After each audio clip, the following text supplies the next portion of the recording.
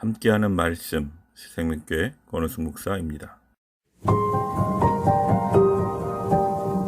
베냐민 지파에 기스라 이름하는 유력한 사람이 있으니 그는 아비엘의 아들이요 스롤의 손자요 베고렛의 증손이요 아비아의 현손이며 베냐민 사람이더라.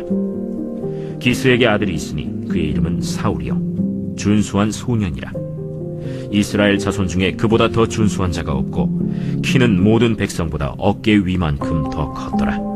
사울의 아버지 기스가 암나기들을 잃고 그의 아들 사울에게 이르되, 너는 일어나 한 사활을 데리고 가서 암나귀들을 찾으라.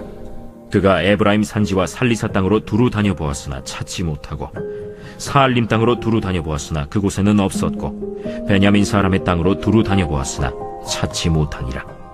그들이 숲 땅에 이른데 사울이 함께 가던 사환에게 이르되, 돌아가자. 내 아버지께서 암나귀 생각은 고사하고 우리를 위하여 걱정하실까 두려워하노라. 보소서, 이 성읍에 하나님의 사람이 있는데 존경을 받는 사람이라. 그가 말한 것은 반드시 다 응하나니 그리로 가사이다. 그가 혹 우리가 갈 길을 가르쳐줄까 하나이다 하는지라. 사울이 그의 사환에게 이르되, 우리가 가면 그 사람에게 무엇을 드리겠느냐? 우리 주머니에 먹을 것이다 하였으니 하나님의 사람에게 드릴 예물이 없도다. 무엇이 있느냐? 보소서, 내 손에 은 한 세겔의 4분의 1이 있으니 하나님의 사람에게 드려 우리 길을 가르쳐달라 하겠나이다. 옛적 이스라엘의 사람이 하나님께 가서 물으려 하면 말하기를 선견자에게로 가자 하였으니 지금 선지자라 하는 자를 옛적에는 선견자라 일컬었더라. 사울이 그의 사환에게 이르되, 내 말이 옳다. 가자. 그들이 하나님의 사람이 있는 성읍으로 가니라. 그들이 성읍을 향한 비탈길로 올라가다가 물 기르러 나오는 소녀들을 만나 그들에게 묻되, 선견자가 여기 있느냐? 있나이다. 보소서, 그가 당신보다 앞서갔으니 빨리 가소서. 백성이 오늘 산당에서 제사를 드리므로 그가 오늘 성읍에 들어오셨나이다. 당신들이 성읍으로 들어가면 그가 먹으러 산당에 올라가기 전에 곧 만나리이다. 그가 오기 전에는 백성이 먹지 아니하나니 이는 그가 재물을 축사한 후에야 청함을 받은 자가 먹음이니이다. 그러므로 지금 올라가소서. 곧 그를 만나리이다. 그들이 성읍으로 올라가서 그리로 들어갈 때 사무엘이 마침 산당으로 올라가려고 마주 나오더라. 하나님은 이스라엘 백성의 요구대로 왕을 세워주십니다. 이스라엘은 주변 이방인들로부터 자신들을 지켜줄 강력한 왕을 원했습니다. 하나님은 그들이 만족할 만한 사람을 선택하셨습니다. 이스라엘의 첫 번째 왕이 된 사울은 왕이 될 당시 하나님의 마음에 합한 사람이었던 것입니다. 사울은 무엇 때문에 하나님께 선택을 받았을까요? 사울의 아버지는 힘과 부를 모두 가진 유력한 사람이었으며 사울 자신도 출중한 외모로 사람들의 호감을 살 만한 인물이었습니다. 하지만 사울이 속한 베냐민 지파는 자랑스럽게 내세울 만한 배경이 아니었습니다. 베냐민 지파는 거의 멸절될 위기에 처했던 적이 있는 가장 작고 보잘것없는 지파였습니다. 그런 지파에서 이스라엘 12지파를 모두 통솔할 왕이 나오리라고 누구도 생각할 수 없었던 것입니다. 그러나 하나님은 특별히 베냐민 지파 사람 사울을 선택하셨습니다. 왜 하나님은 이런 선택을 하셨을까요? 하나님은 스스로 가장 작고 보잘것없다고 여기는 겸손한 사람을 쓰시기 때문입니다. 사울은 하나님이 너를 왕으로 세우셨다라는 사무엘의 신탁을 들었을 때 자기가 베냐민 지파에 속했음을 상기시켰습니다. 이스라엘 지파 중에 가장 작고 초라한 지파에서 어떻게 왕이 나오겠느냐는 것이었습니다. 이처럼 사울은 자신의 한계를 아는 겸손한 사람이었습니다.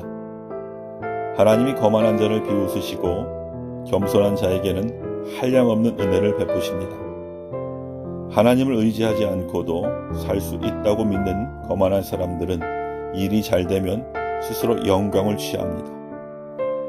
하지만 겸손한 사람은 자기가 얻은 모든 성취가 하나님이 주신 은혜임을 알기에 하나님께 영광을 돌립니다.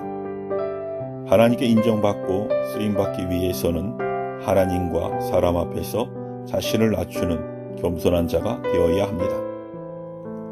어느 날 사울의 아버지가 기르는 암 나귀들 중 몇 마리가 보이지 않았습니다.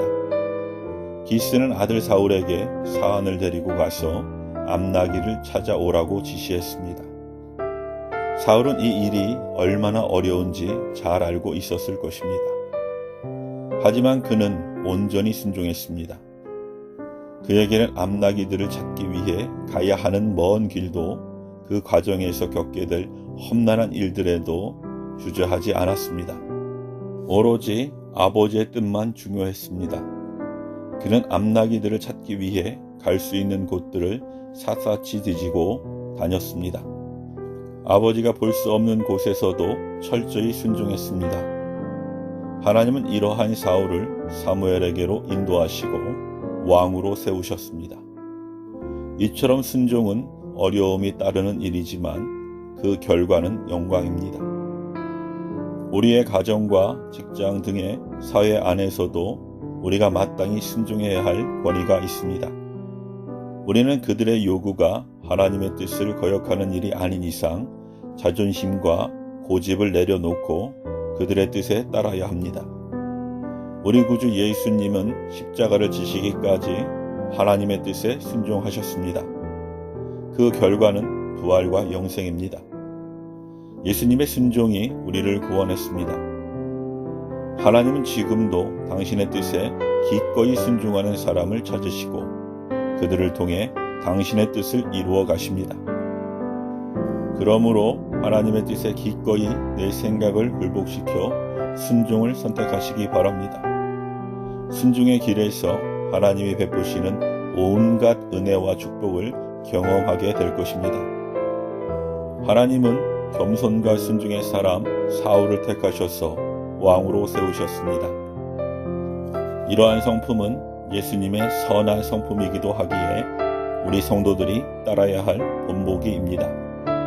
하나님은 우리가 내면의 교만과 자기 고집을 내려놓고 당신의 뜻에 순종하기를 기대하십니다. 하나님은 당신의 뜻을 이 땅에 펼치는 거룩한 사역에 그런 사람을 사용하실 것입니다. 아멘.